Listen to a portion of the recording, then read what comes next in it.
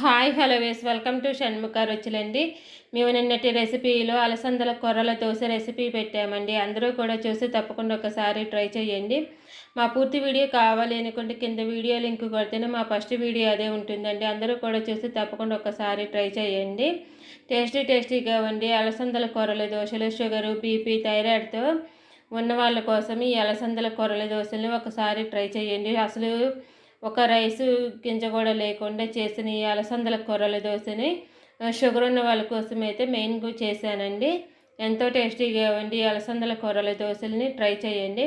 మీకు ఏమైనా కొత్త వీడియోస్ కావాలి అనుకుంటే షుగర్ కోసమైనా కూడా కొత్త వీడియోస్ చేసి మేము పెడతామండి. కింద కామెంట్ బాక్స్లో అడగటం మాత్రం మర్చిపోమాకండి.